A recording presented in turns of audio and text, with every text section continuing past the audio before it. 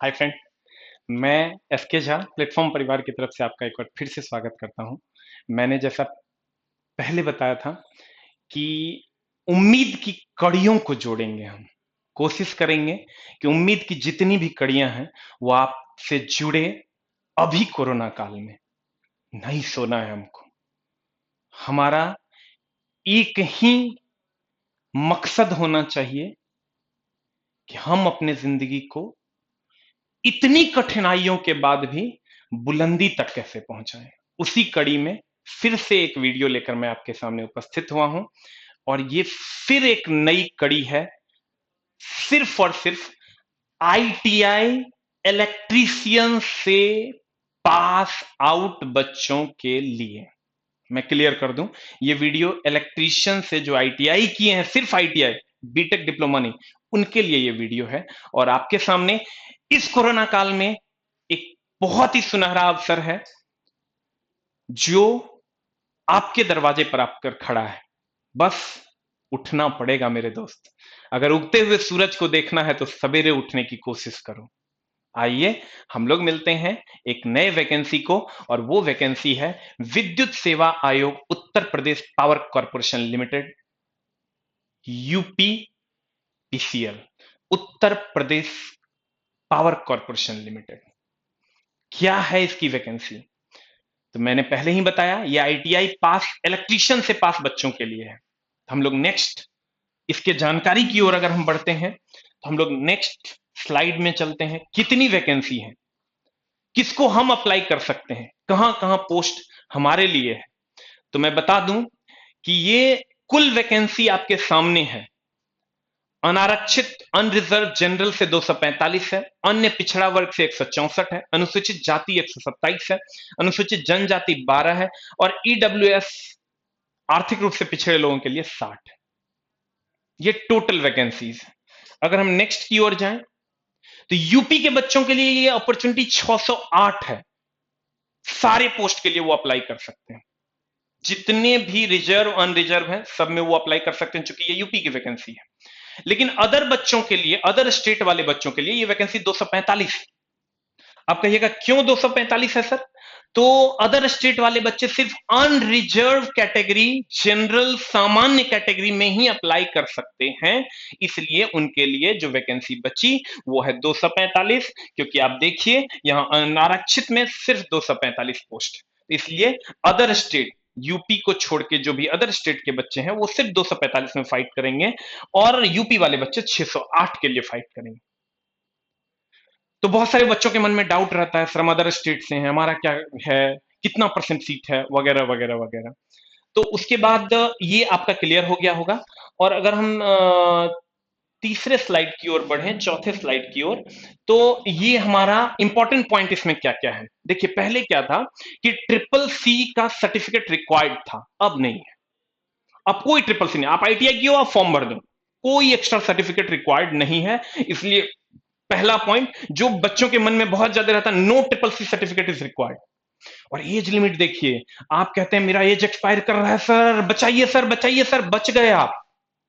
18 से 40, इसके बाद तो भाई कोई नहीं पढ़ता है। वो शादी करता है, बच्चे पैदा करता है, इसके बाद कोई नहीं पढ़ता है। इसलिए 18 से 40, यहां आप एज के बारे में भी कुछ नहीं बोल सकते हैं। मैक्सिमम एज वाले बच्चे भी इसमें अप्लाई कर सकते हैं।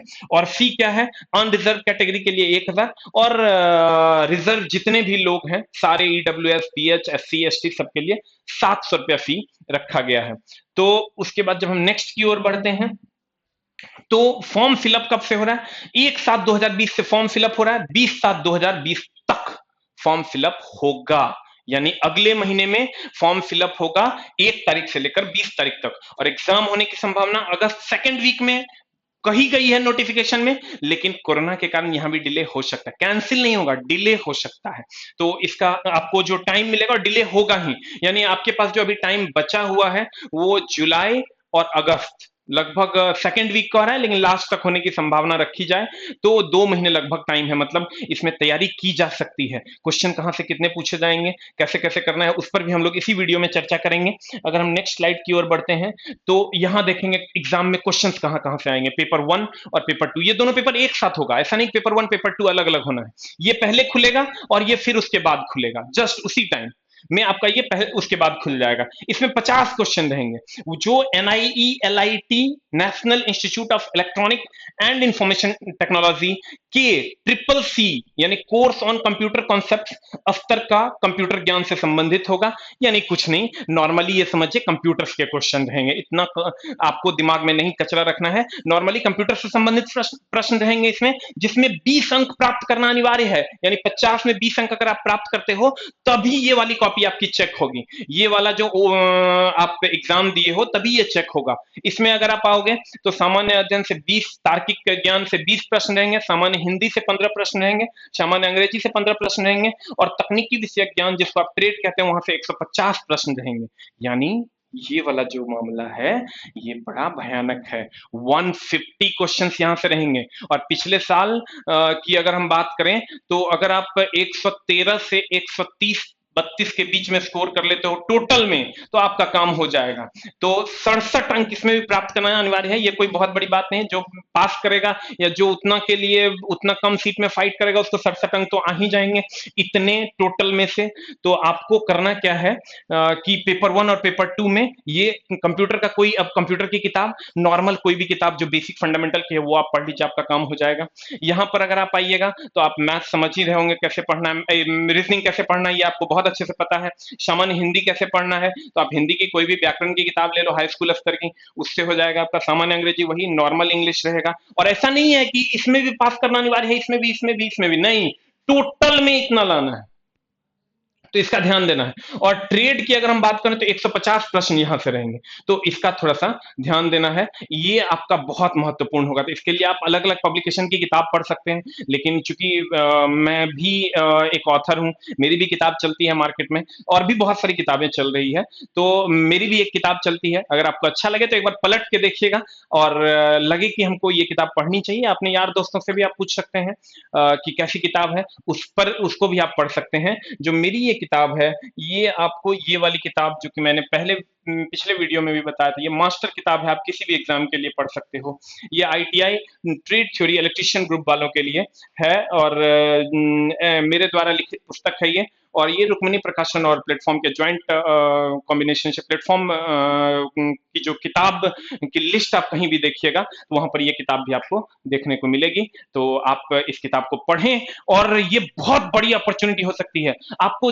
इसमें डिप्लोमा वाले बच्चे अप्लाई नहीं कर सकते, बीटेक वाले बच्चे अप्लाई नहीं कर सकते, मतलब सिर्फ ITI, वो भी सारे बच्चे नहीं, सिर्फ इलेक्ट्रिशियन वाले बच्चे। इलेक्ट्रिशियन वाले बच्चे सावधान, आपको उठना है और अपने उम्मीदों को एक नई ऊंचाई तक, एक नए उड़ान पर ले जाना है।